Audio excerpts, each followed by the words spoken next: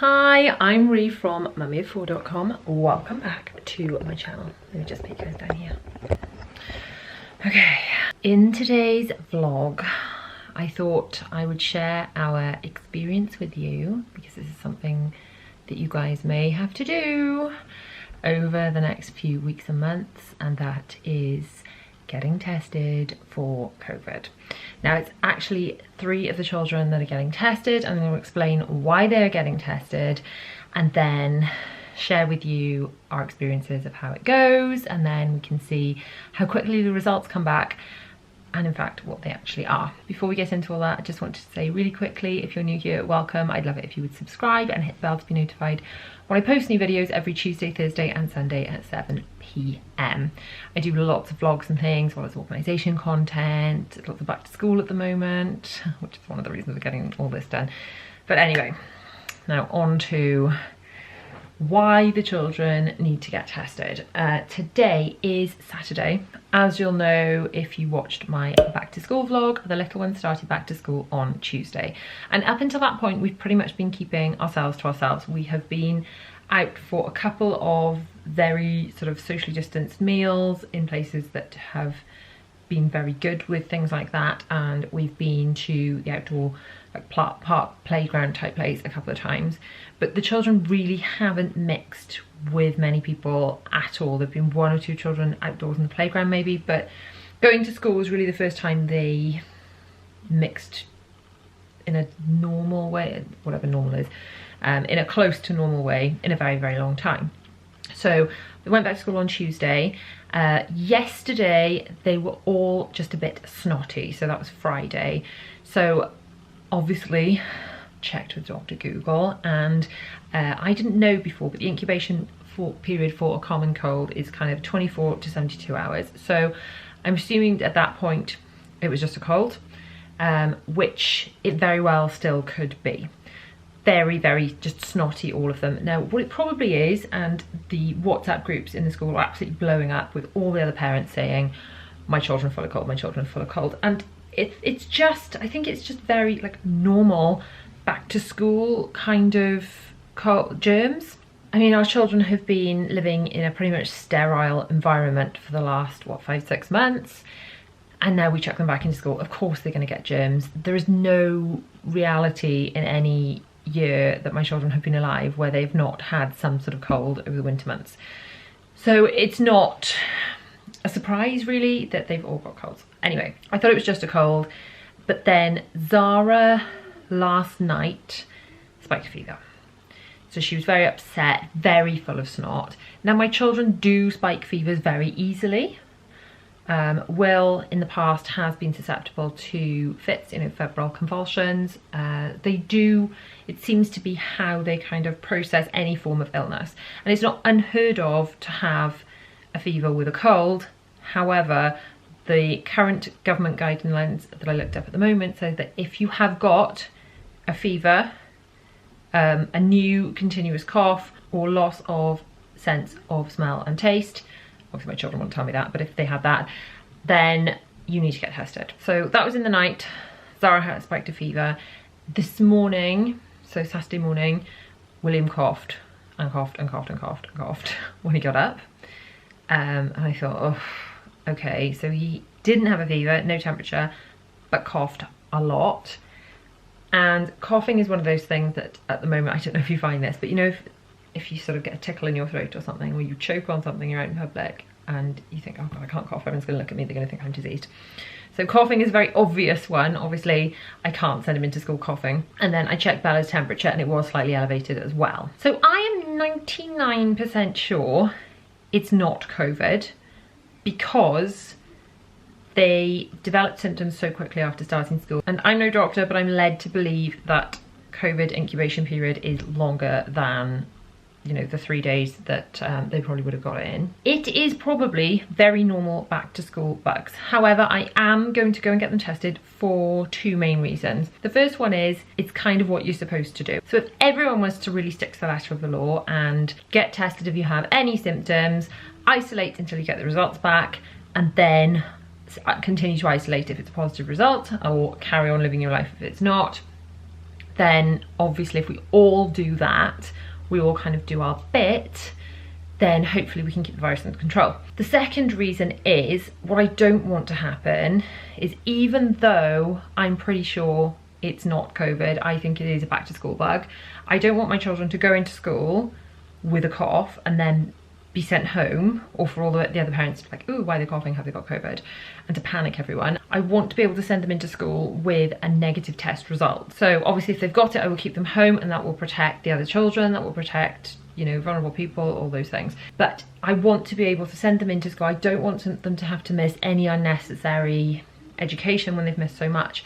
And my concern is, if I don't get them tested today, they will go in on Tuesday, exhibit symptoms, and just get sent home anyway, and they're going to end up then having to wait for a test and then the results before they can go back in. I booked the test this morning about 8 o'clock. I went on the government website. I will put the details of the website that I used below. It's just the government one, you can Google it. But I went onto the government website. I booked it for a drive-in test. Let me know if you've had one of these. I've read the instructions, and apparently I'm going to have to swab my own children, and I'm not allowed to get out of the car, so I'm going to have to climb through into the back and take a swab with a really long cotton bud of my children's tonsils, and then take the same cotton bud without contaminating it on their teeth or their tongue or their gums, and shove it up their noses and scoop them out. And if it's all done wrong, then the test will come back wrong and I'll have to do it again. I don't know how I'm going to do this, especially on my 3-year-old. So watch this space. Let's go and see how we get on. We all ready, guys? We ready to go? Yes. Who's excited? Me. Oh, good. So we've pulled in.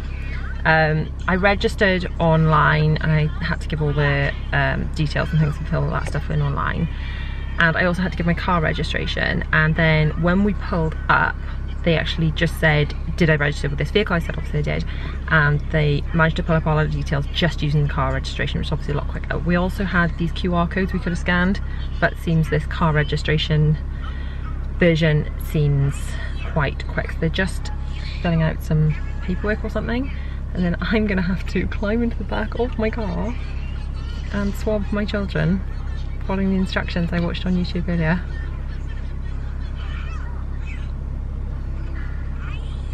I don't feel qualified for this, if I'm honest. Wow, that didn't go as expected.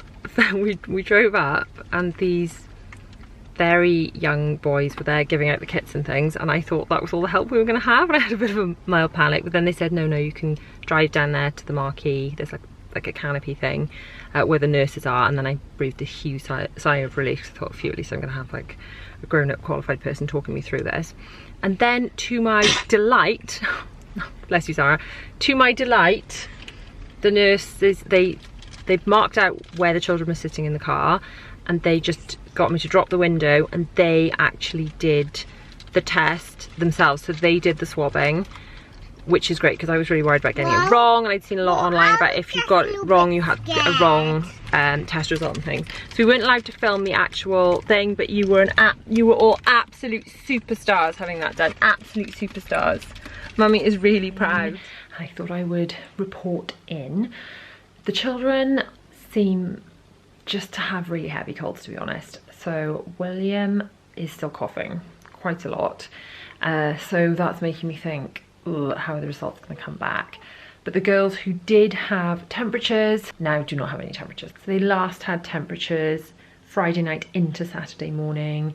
It is now Sunday morning. We haven't had the results back yet, but then it's not even been 24 hours yet, so I'm not really expecting them yet. So even though it's probably not COVID, obviously we have to kind of behave as if it is and stay in until we get the results.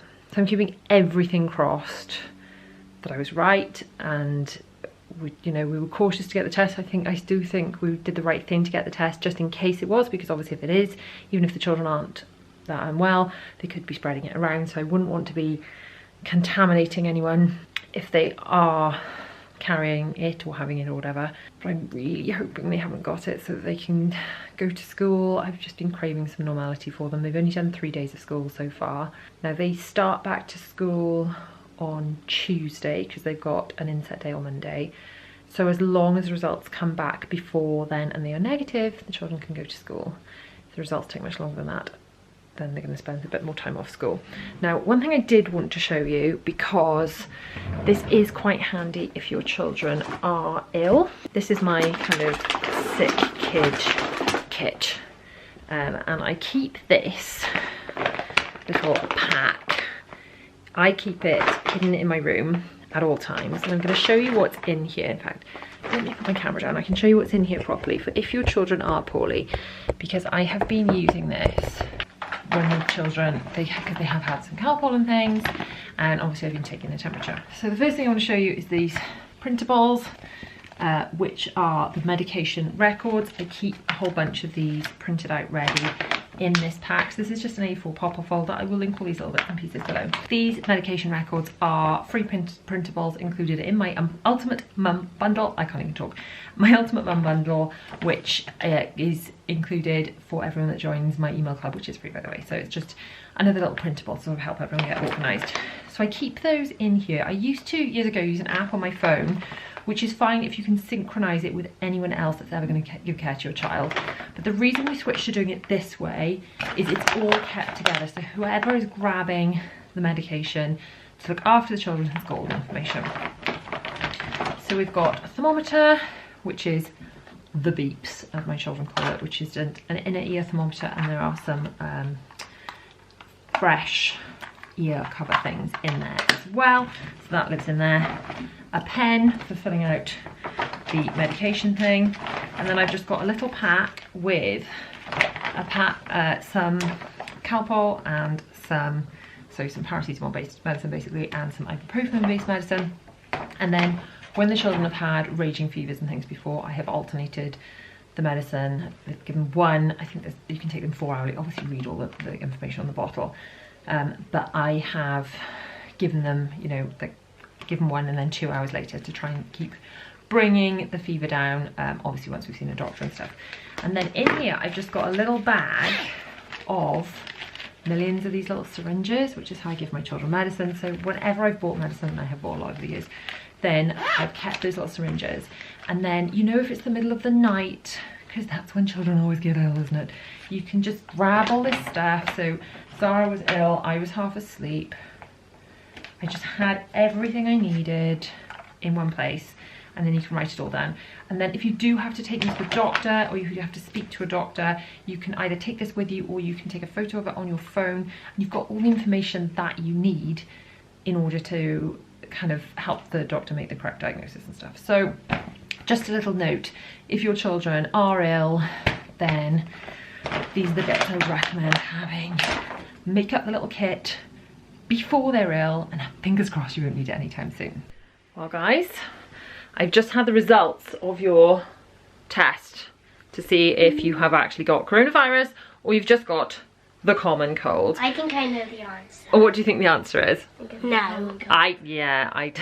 Let's open the messages and have a look, shall we? So these messages came through at 2:03. Bear in mind, we actually had the test at the drive-through centre at 3:30 yesterday, so that's a really, really quick turnaround. And I had a text message and an email pretty much simultaneously. So it says, your coronavirus test is negative. You did not have the virus when this test was done. I knew it. Oh, well, that is good news, because it means you can go to school as normal on Tuesday. And I know you're really looking forward to that, weren't you? So I'm massively relieved. As I suspected, it's just back to school bugs, having lived in a bubble for 5 months and then been exposed to anything at all.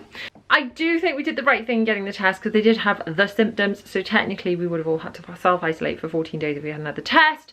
This one had a fever, as did her little sister, and this one was coughing. And obviously I just felt like I couldn't send them out into the world without getting it checked. So what a relief, what a relief. Anyway, if you like this video, please give it a thumbs up, and don't forget to subscribe and hit the bell to be notified when we post more videos every Tuesday, Thursday and Sunday at 7 PM. Thanks guys. If you want to watch my latest video, it's just across here, and for another video you may enjoy from my channel, it's just down here.